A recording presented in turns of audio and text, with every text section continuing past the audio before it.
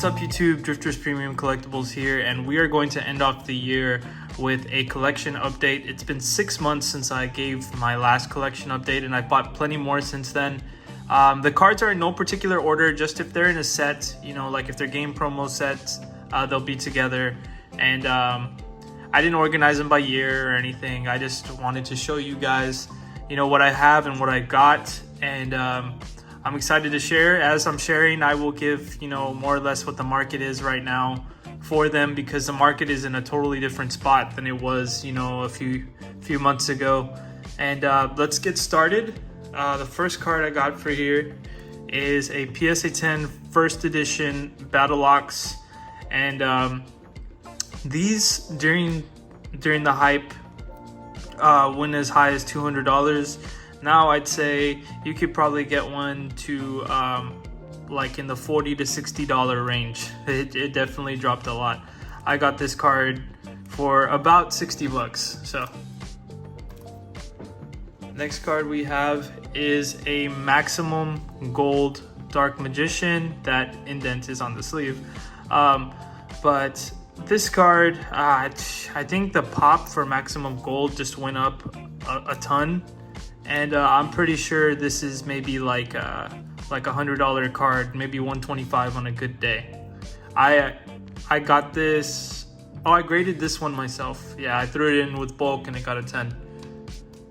Next card we have is the Blue Eyes White Dragon from Maximum Gold. I actually bought this because man, they gave mine a random 5 for some reason. Which was pretty terrible, you know, those random PSA tax grades.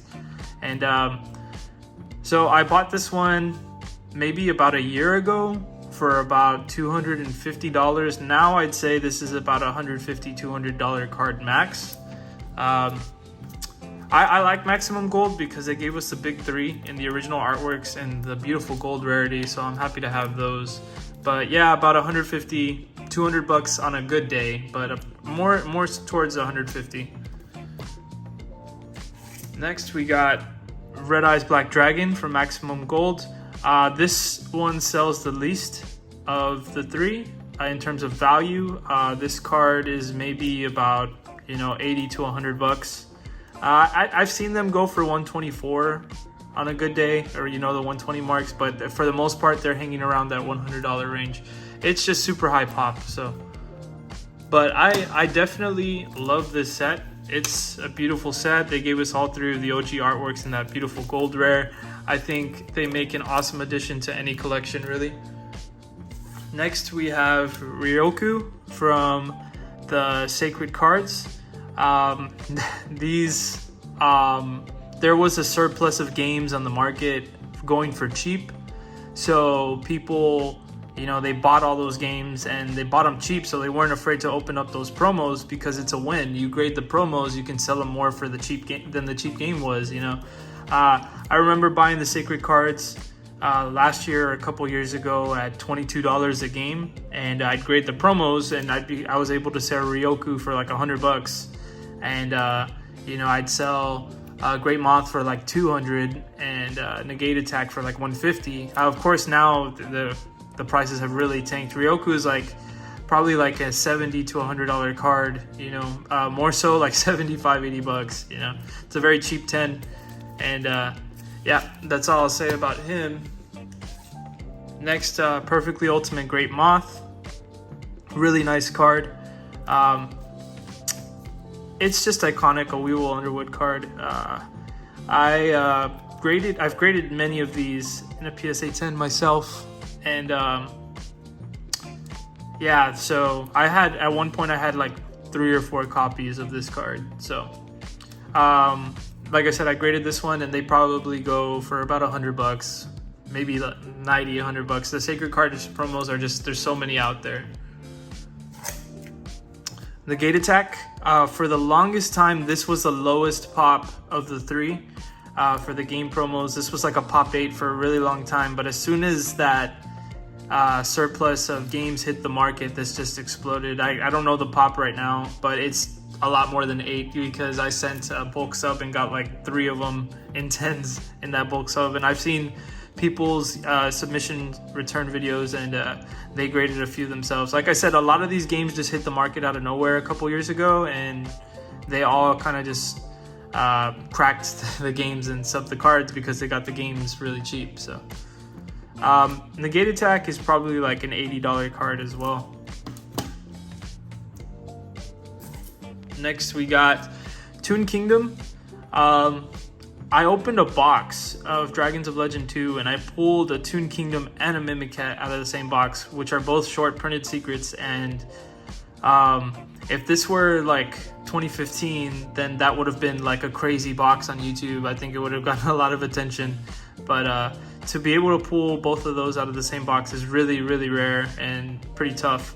But Toon Kingdom, I remember a few months ago they were selling around the 500 mark, but I remember putting this up for sale and only getting like $250 offers. So I'd say it's probably around that range, maybe around 200 by now, which is like, man, this card is so hard to pull because I've opened up a lot of Dragons of Legend 2 in the past and I've only pulled just this one. So at that point it's just like, you know what, I'm just gonna keep it. It's a sweet Pegasus card. And yeah. Next we have Fairy King Truesdale from World Championship Tournament 2004. A promo that nobody really cares about, to be honest.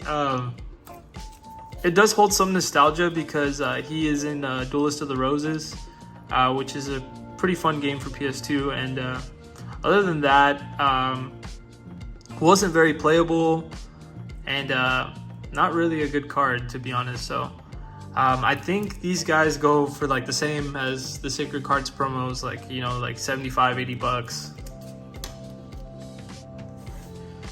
Next we got Slate Warrior from World Championship Tournament. Man, this card used to go for a lot during the hype. Like, people paid like a crap ton of money for them. And now I got mine for $200 and I've seen them go as low as $150. So this card, man, if you paid for it for like $900 during the hype, I'm sorry for you, man. It just it's been going around the $150, $200 mark. I feel bad for even paying $200 because now they're like $150. So next we got Dark Magician from Yugi's Legendary Decks. The Arcana artwork, still the only printing in English, and I hope it stays that way because I don't know, they just released this card with like such a classic, nostalgic product, and it wouldn't make sense to reprint it.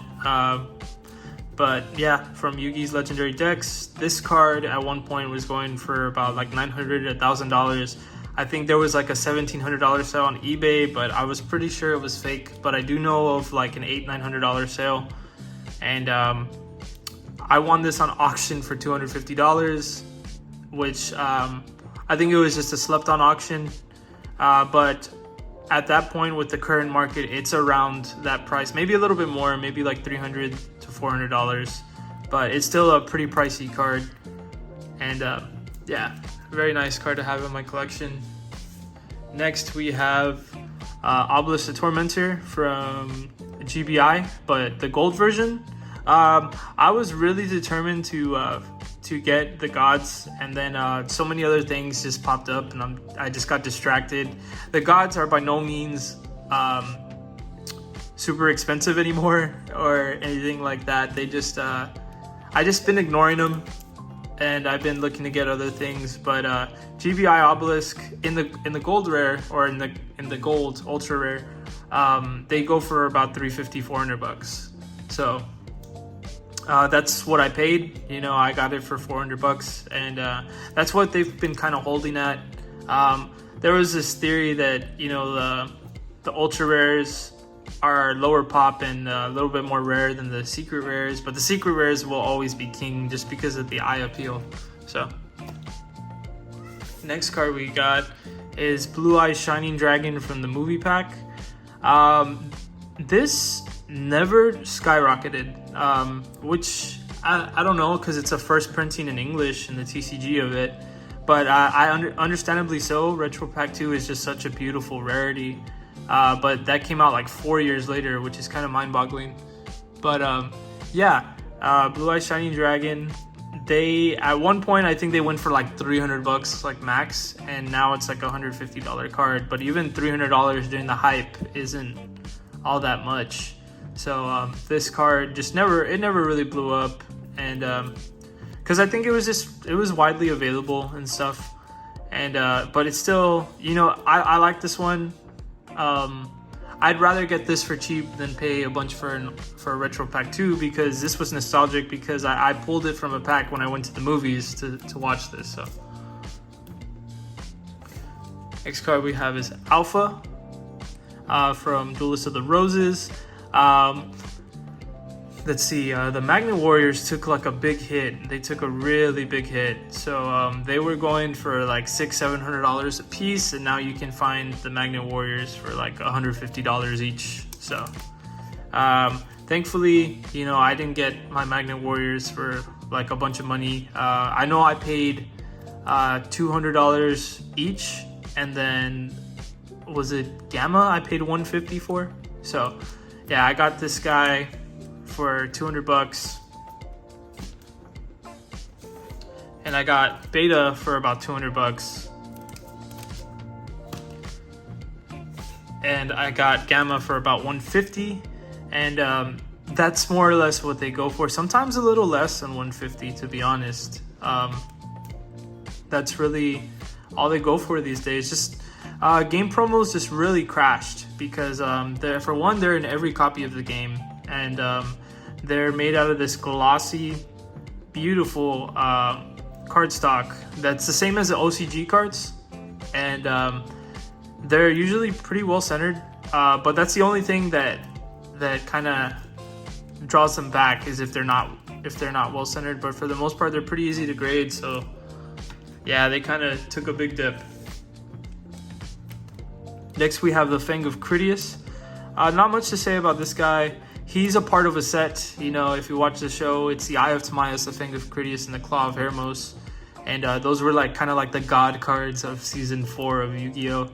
And this is in its original rarity, in its first printing in the TCG, Dragons of Legend 2, and a gem in 10. It's a low pop. I think it's like, it might still be less than 10. It might be more now, but not a very valuable card at all, to be honest. It's I'd say it's maybe like about $100, $150 on a good day, but you can buy the card near mint for like $10, so it's not much. Next card is the Eye of Timaeus. This guy is pretty pricey. He's a low pop too, for coming out in 2014. Dragons of Legend. He was extremely hard to pull. He's a low pop. I think he's still like a 12, if not, he's definitely less than 20 by now. When I graded him, he was a pop 12, and this is in the team bag or whatever. But when I graded him, he was a pop 12. I'm pretty sure he's more by now, but I'm pretty sure he's still less than a pop 20. And man, I graded this guy. He was an SGC 10, and I wanted on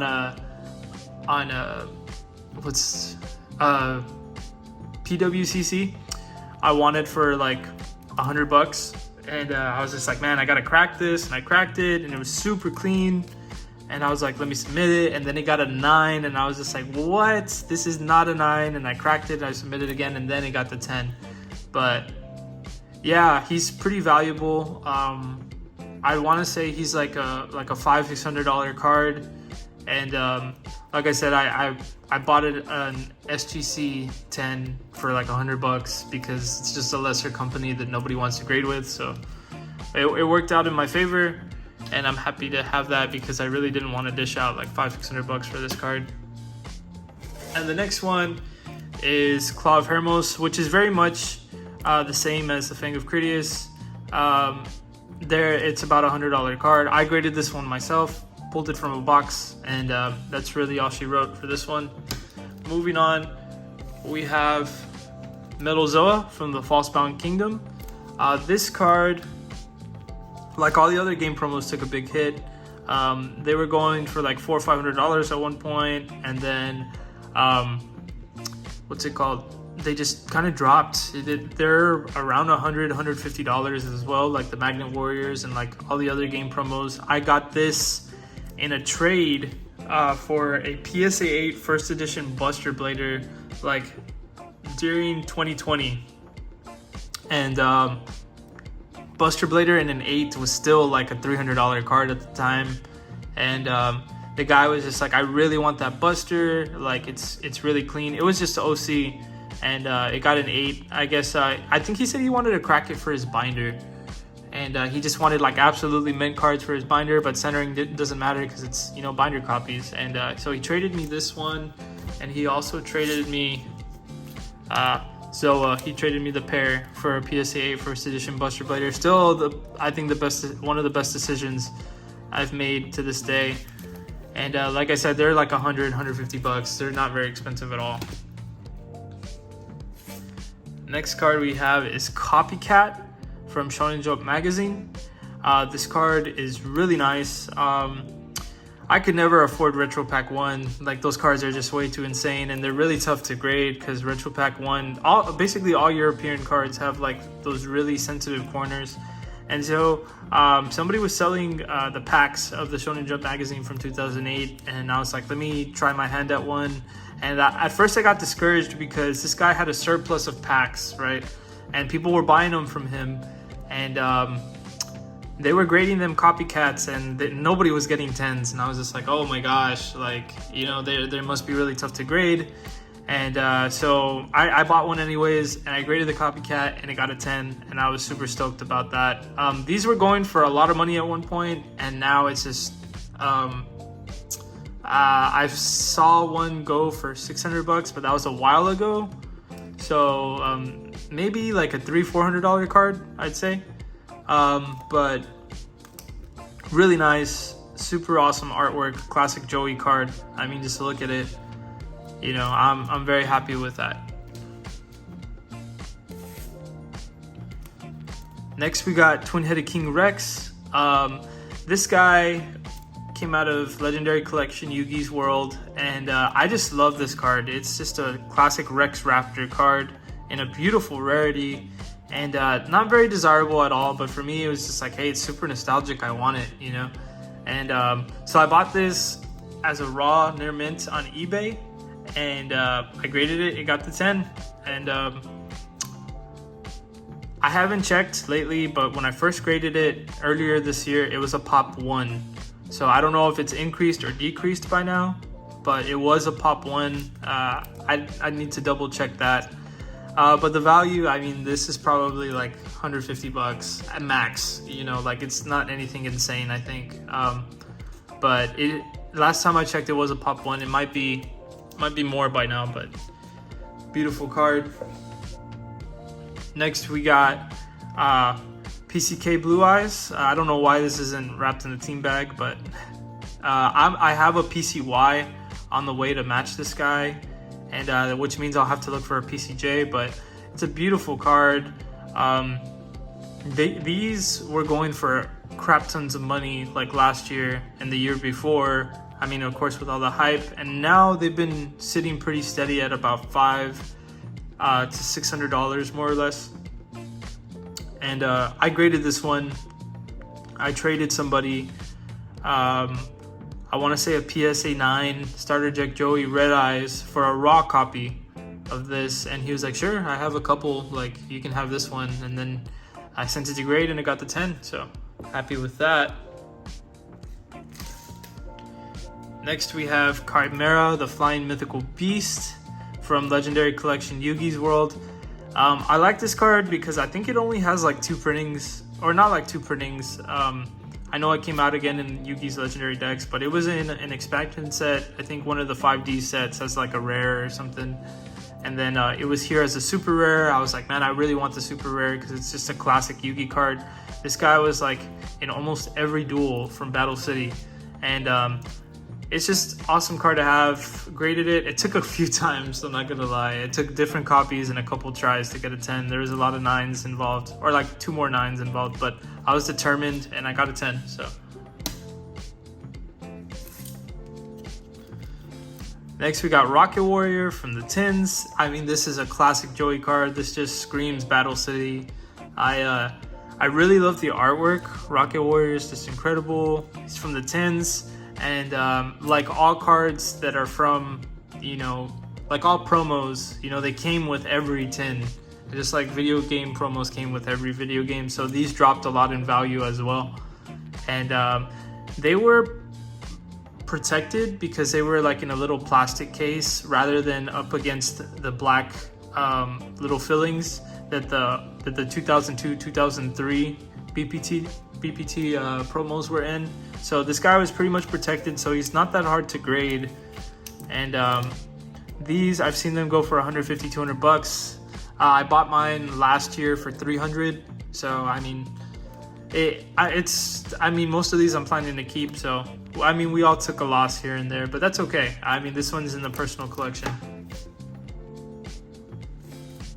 Next, we got Panther Warrior, which is basically the same value as Rocket Warrior, like 150, 200 bucks. This one I graded myself in bulk, so that's always a good thing. And I don't think I paid anything for it. I think it was just sitting in a binder. So, and I just sent it out to get graded, so I'm happy about that.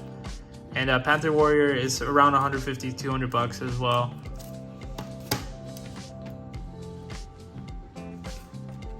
Next, we got Insect Queen. Insect Queen is pretty, I don't know how to explain it, but she does have the misprint rarity, which is like a super rare or ultra rare, whatever you want to call it. But basically, the name is the same as it is right now, and it's just like a solid foiling, not like a secret rare. And the secret rare ones have gone for 150, 200 bucks. I actually won this one for 130 on eBay. But I did have the misprint, and I was able to sell it for 300 bucks. So people are really into those misprints. And yeah, so personally, the secret rare just shines so much better, and I'm all about presentation. Like, that's why misprints, I'm like, oh, like I don't really like them. They just don't look right, you know. So that's, I mean, it's to each their own. They you know, we all have our preferences. I personally don't like misprints. They're like deformed cards to me. So yeah, and this is, you know, about $150, $200 card, and I've seen, like I said, I've sold, you know, one of the misprint ones for 300. So next we have Magician of Black Chaos from Premium Pack 1, and I've opened up 3 boxes of Premium Pack 1 to try to get a secret rare Zero the Mant that was gradable. And this guy's a lot more common than Zero the Mant. You're pretty much guaranteed to get 4 to 6 of this guy per box. So there's a lot of him out there. Just the only thing, Premium Pack 1 was almost always off-centered. Like almost always off-centered. And they had notorious print lines in the back. So out of all the copies I had, I only found one that was like, okay, the front is good. Even if you look at the back of this one, the back of this one is OC top to bottom.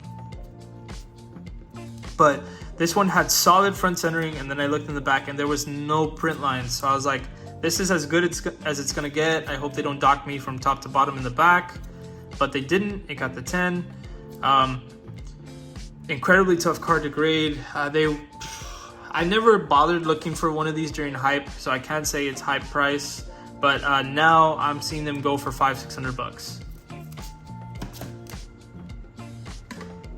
Next, we have Dark Magician Girl from RES. I just got this in a trade. I traded somebody a 2002 BPT Dark Magician in a PSA 9 for this. They're about the same value. They're about $300-400, and I don't have an MFC, so this is gonna have to do for now. But it's still an awesome nostalgic Dark Magician Girl 2005. MFC came out in 2004, so it's also the first reprint of Dark Magician Girl, which I don't think adds to any kind of value. But like I said, this is like a $300 card, and just very nice to have for the collection. Next, we have just this random 2002 First Ed Red Eyes from the Tin of Pharaoh Gods. I want to eventually get the Dark Magician Girl and the Blue Eyes. This isn't very much at all. I think this is like 150 bucks. Everybody, you know, everybody's getting these and they're just sending them to grade. So the pop is just probably going to skyrocket and it'll probably drop even more in value. But I bought that, I think, from like TCG Player, and then I sent it to get graded. So next we got Cosmo Queen from McDonald's pack, and this card is like, I don't know, 400 bucks now, I think. I bought her for 500 last year, not last year, I think earlier this year, and yeah, I bought her for 500 bucks. And it's just a beautiful card, super nostalgic artwork. Used to think this was Dark Magician's wife, which is funny. I think somebody told me that, like, oh, this is Dark Magician's wife. And I'm just like, oh, wow, that makes sense. Like, look how strong she is. And then, yeah, I need a Millennium Shield, which I don't know how soon I'm going to get, but beautiful card. Next, we got the Fiend Mega Cyber, first edition from Pharaoh's Servant. I got this guy for like 300 bucks, and I think he's going for around 200, 250. This is just such a nostalgic artwork. I love it. He's an Esperoba card. Esperoba played him in Battle City, and then somehow Joey ended up with a copy in Season 4. Just a beautiful card. And if I open a box of Pharaoh's Servant, I would not mind pulling this guy, like, at all. Like, I would never complain about pulling a Mega Cyber. Really nice. Next, we got a Beast of Talwar, first edition. This is a sweet card. Probably the least desired Ultra from, no, maybe not. I mean, I think we'd all like cry if we pulled a Ceasefire from Pharaoh's Servant, to be honest.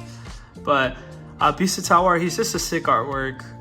He's been sitting at about 200 bucks. Not a very valuable Ultra at all, to be honest, but he's really sick, and it's always good to have him in the personal collection. So next,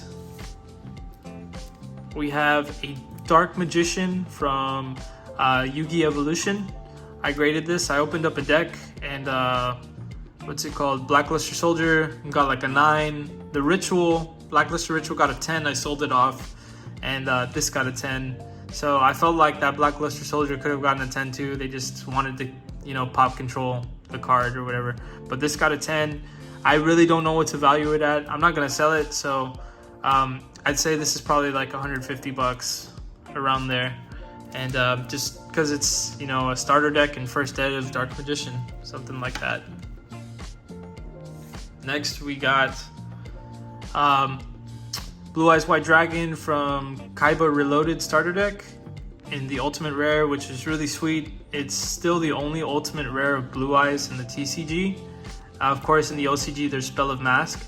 So, I already had wanted these because I've had this PSA 10 like 2 or 3 times already, and I just kept selling it, and I was like, no, I need to buy one and keep one.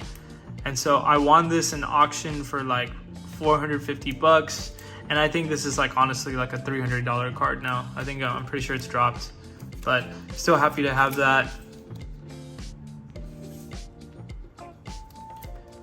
And this is the Dark Magician.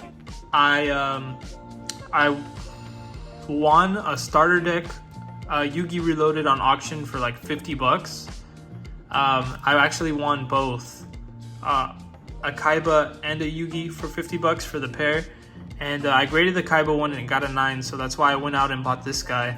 But the Dark Magician got a 10, so I didn't pay much for it at all. Either way, I think it's like 150, 200 bucks, but I'm pretty sure they'll gain some kind of value in the future. Next, we got a First Ed Scapegoat from starter deck Joey. This card is pretty nice. I've always loved it. Super nostalgic. Very, very playable card back in the day. They were selling for a good amount of cash not that long ago either. It just barely took a crash recently. And I got this card for like 180 bucks. But I can see these going for like 150 now. Next, we have Red Eyes Black Dragon from starter deck Joey. I bought this last year for about 900 bucks. And Starter Deck Joey First Dead Red Eyes. I mean, it goes good in any collection. It's a beautiful card.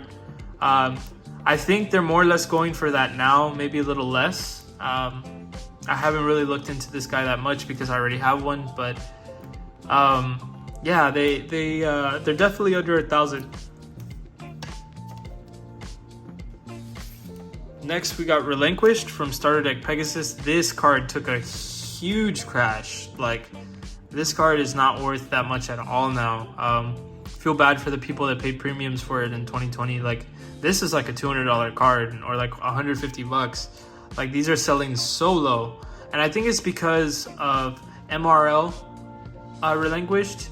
MRL Relinquished, it gets treated very much like the LOB treatment, like with Red Eyes. You know, people pay like a crazy amount for LOB Red Eyes that, you know, they pay, that makes Starter Deck Joey Red Eyes like $1,000, which $1,000 is still a lot of money, but you know, LOB Red Eyes is still like $5,000, you know. So it's getting the MRL treatment, or the MRL is getting the LOB treatment. The MRL copy sells for like $700. So I mean, it's in every starter deck. It's a promo, so you know, it kind of tanked. But people prefer MRL over the STP. Next, we got Blue Eyes White Dragon from Starter Deck Kaiba Unlimited. These at one point were selling for like $3,500. I got this. I graded this one myself. I threw it in bulk and I submitted it, and it got the 10, and it didn't get upcharged. I'm pretty sure the only reason it didn't get upcharged was because PSA damaged a good portion of that order, and I was absolutely furious. And I bet they were like, man, we shouldn't upcharge this guy or he'll just get even more mad. So yeah, I got this in bulk, and I'm very happy with it. It took many copies. There was like literally so many copies. There were so many copies in that submission of STK and SDY and STJ, and this one got a 10. Next, we have Dark Magician from Starter Deck Yugi. This got a 10. Or no, I traded for this guy. I'm sorry. I traded a lot for this guy. Now he's barely worth anything. I mean, it's still like a $500-$600 card, but at the time we valued it at around $1,500 because that's what they were going for, and now it's not that much anymore. Next, we got Harpy Lady Sisters from MRD. These at one point were going like $700-$800. Now it's like a $200 card, and yeah, I paid $350 for it. Or no, I traded somebody for it. I traded a PSA 9 Mirror Force for this, which was a pretty solid deal at the time. And yeah, about a $200 card now, which is fine. You know, I'm not too concerned about values. I'm happy I'm getting these cards for cheaper now. Same thing with Grave Robber. Grave Robber is like $125 to $150 now. And I bought him for $300 like earlier this year. So he just keeps going down and down and down. Next, we got a BPT Buster Blader. This guy, I think he's around $400, maybe $350. And I graded this guy myself. Oh yeah, he was a BGS 9, and I cracked him and he got the PSA 10. So, always good to see that. Next, we got a BPT Jinzo. I graded this one, threw it in bulk, and I got a 10. I want to say I paid like $20 for the raw near mint copy, and he got the 10. I want to say the same as Buster Blader, like a $350, $400 card. Next, we got BPT Red Eyes. Oh man, this is such a sweet card. I got this for $1,500. This one was one of my goals for this year to get this card, and I got it. I'm happy with it. I paid $1,500, which is probably way too much money. Well, it was a good deal at the time. I think they're still holding around 15, maybe a little less, like more so like 1,300. But it's just a beautiful card.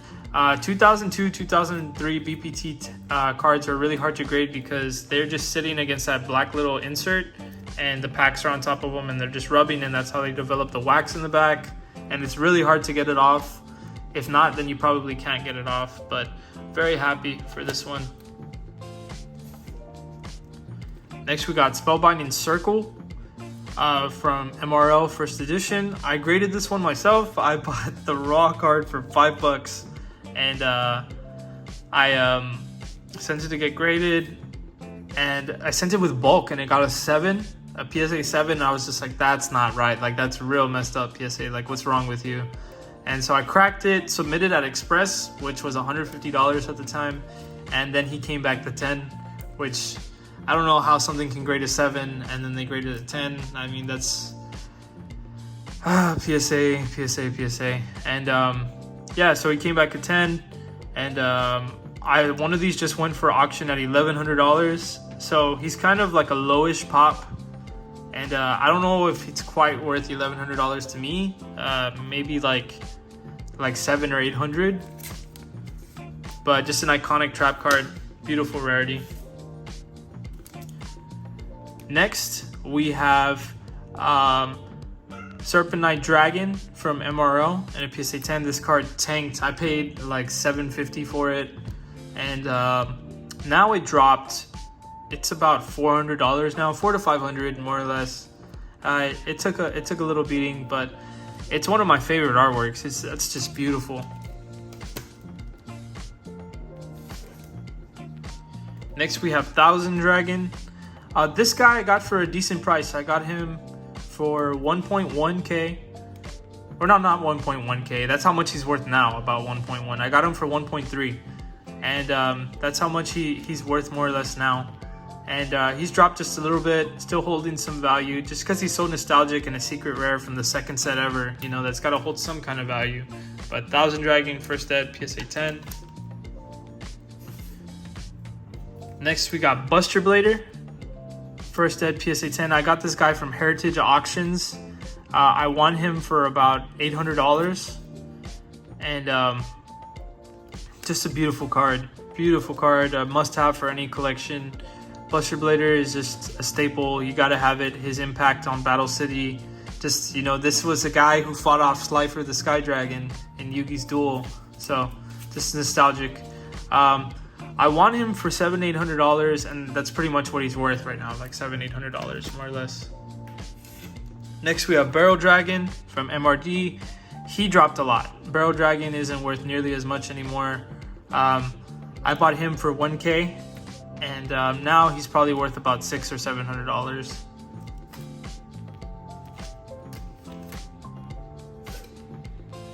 Next we have Time Wizard from Metal Raiders and a PSA 10. This guy has gone up a little bit in value, which is crazy. So in this market, it's pretty wild. I got him for $1,300, and he's been holding at around $1,500 to $1,600. So I think that's just I just got a good deal, I guess. But he's holding at around that price. It's just a super iconic card, arguably one of the most iconic cards in Yu-Gi-Oh! So I think there's just a point where people would rather hold than sell, and this is one of those cards. So next we got Jinzo, first ed, PSA 10. So I got this guy, oh man, for like 5k. That's a lot of money. It was in payment plans because I can't pay that all at once. But now, this was about 6 months ago that I started that plan. And now he's dropped because the market is dropping every day. Now he's about a $3,500 card. Still nothing to play around. $3,500 is a lot of money.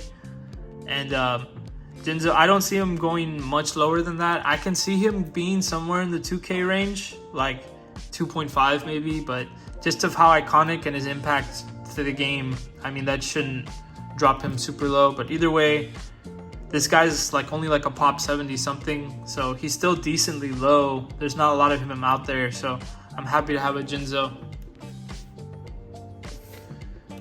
And then this random Zera the Mance. This is one of my favorite cards in my collection. I desperately want a 10. I I don't know how I'm gonna get him, but I will. He's still a pop 0 and a 10. Or no, he's not a pop 0. He's just like this. There's some old labels that weren't labeled as secret rare. There is a secret rare hiding in an old label. There's about 2 of them. And if anybody sees one, make sure to let me know, and I will gladly buy one of those. Next, we have some random CGC cards. We have a Vampire Lord.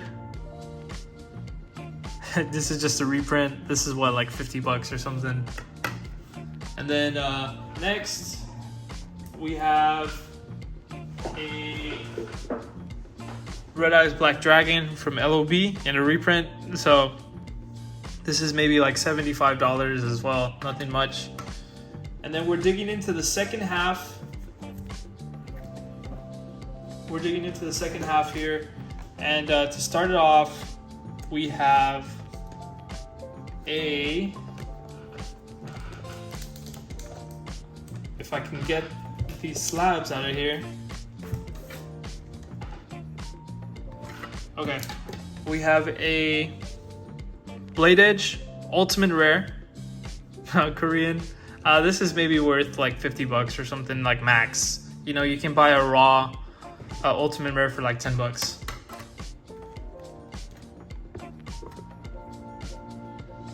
Next we have Rampart Blaster, not one, but I think I have a second one somewhere. Just looking for it.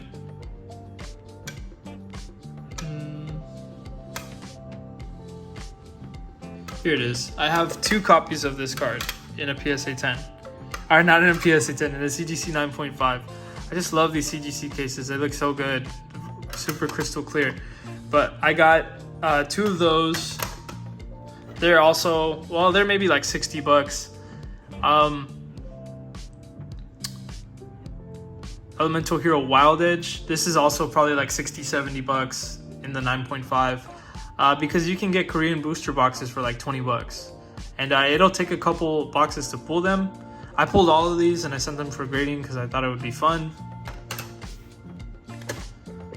Next we have a 9 Cyber Dragon. I'm going to crack this guy, send him back for grading because I thought he was pretty good. We have an Ancient Gear Golem. Not one, but 2 of them. That also got the CGC 9.5. This beautiful cards, you know, maybe like 50-60 bucks each as well. We got the Grail, the Shining Flare Wingman in a 9.5. I don't know what to evaluate it as, but I'm keeping that forever just because he's such a beautiful card. So next we got an 8.5. I'm probably gonna crack this guy for the binder. I like to collect Korean because you can buy boxes cheap and rip them open. Next we got a Jinzo from PSV. I love Jinzo, he's one of my favorites. So whatever language, I always gotta buy him. Pharaoh Servant. I got this guy for like 20 bucks. So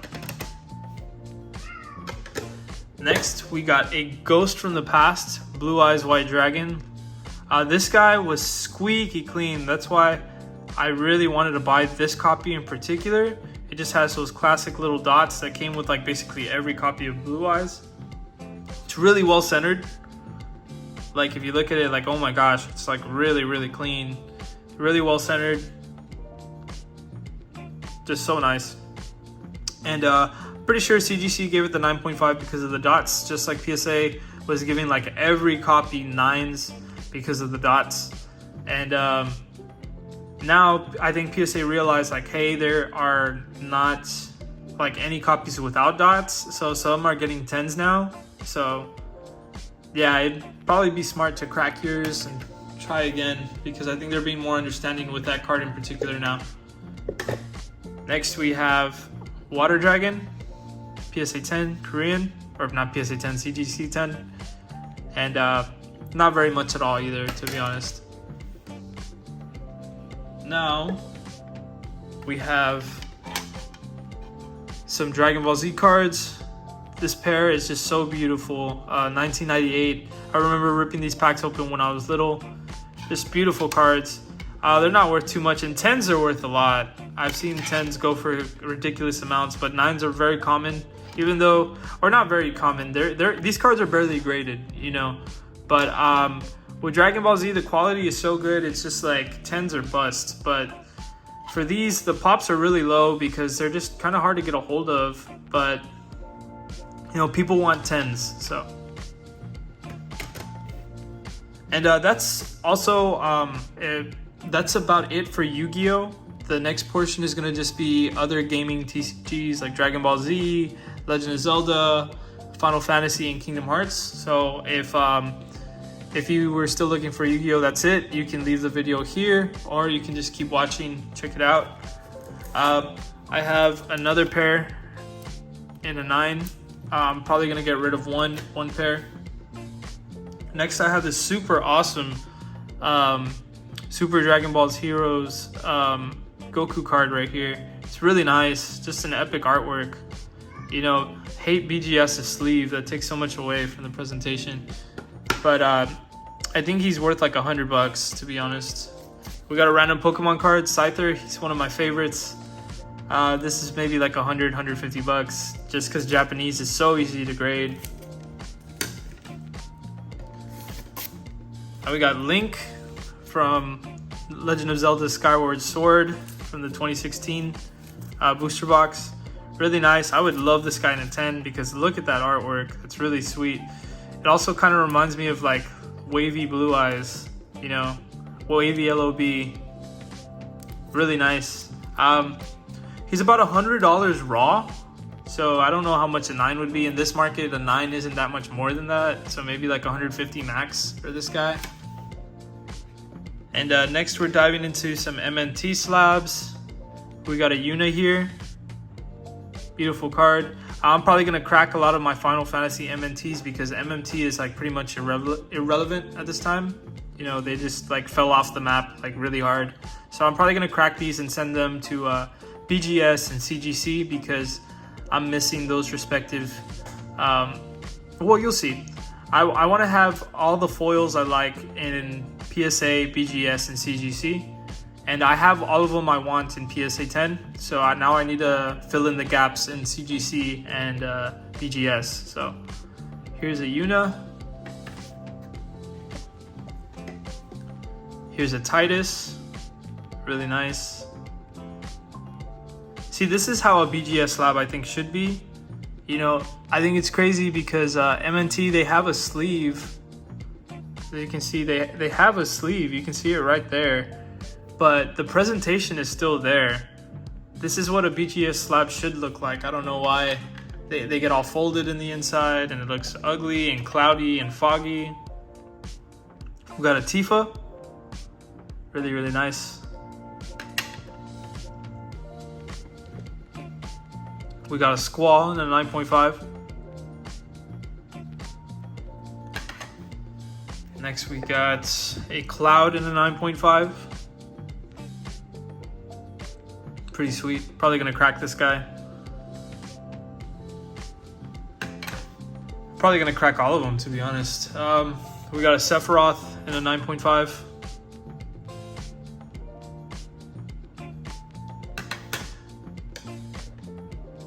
We have Lightning in a CGC 10. I might keep this card as is because like just that shatter foil label looks really sick and it complements the silver really well. So I'll probably keep this card in a CGC slab. Same thing with this one. I got a Cloud right here in a CGC 10, or not a CGC, in a MNT slab, and it just looks beautiful with that shatter foil. So those two will probably stay in MNT slabs just because they're graded so high. And now we're moving forward to CGC. We have an Ultimecia, a 9.5. This is maybe about like 60, 70 bucks. We got a couple Sephiroths in a 9.5. These are probably like $150 each. Really nice. I really like how crystal clear these CGC slabs are. Beautiful presentation. Next we got a Cloud in a 9.5. This guy's probably about $200. Really nice. Beautiful card. Then we got a Titus in a pristine 10. I'd say that demands a little bit of a premium. I think a 9.5 Titus will probably go for like $100. So I'd say this is like $200 max. We got Squall in a pristine 10. I would say around the same price as Titus as well. So really nice. And we're nearing the end, guys. We have maybe about 20 slabs left. So, and this card is brand new. It's like literally from like last year. Noctis in the full art promo from Crystal Dominion, the box topper. This got a perfect 10. It's not worth much, but it's a perfect 10. So Lightning, I always get her in an awesome grade. Like you saw the MNT one, and MNT 10s are pretty tough to get. So this got a perfect 10 across the board. So happy about Lightning there. We got a full art Noctis from Opus 7, the 2nd anniversary foil. Really nice in a perfect 10 as well. I graded all 3 of those perfect 10s, which is pretty sweet because those perfect 10s are tough to come by. They're more lenient with pristines. You'll see some pristine 10s out there, but perfect 10s are pretty tough to get. Next, we got a 9.5 Cloud. This is the full art BioBox promo. I bought this card for $50 and I still think he's hanging around like $50. So next we got a 9.5 Opus 1 Cloud. I have this Cloud in an MNT, CGC, BGS 9.5 and a PSA 10. So I have this Cloud in basically just about every big grading company. I wouldn't consider MNT big anymore, but you know, in the big 3 I have a gem mint with each company, and that's what I'm trying to do with a lot of these cards, including Yu-Gi-Oh! I want, like Jinzo for instance, I wanted in a CGC 9.5, a BGS 9.5, and a PSA 10. So Cloud, I think $250, $300 more or less. Next we got a Squall and a BGS 10 pristine. BGS is tough with them 10s. It's really hard to get 10s, so happy with this. Maybe about like a $200 card though, nothing crazy. Next we got a Noctis. This is just the regular, not the full art 2nd anniversary. This is a full art 2nd anniversary. You see there's a text box and stuff. This card is pretty much worthless. This card holds some value, so people typically want the full art.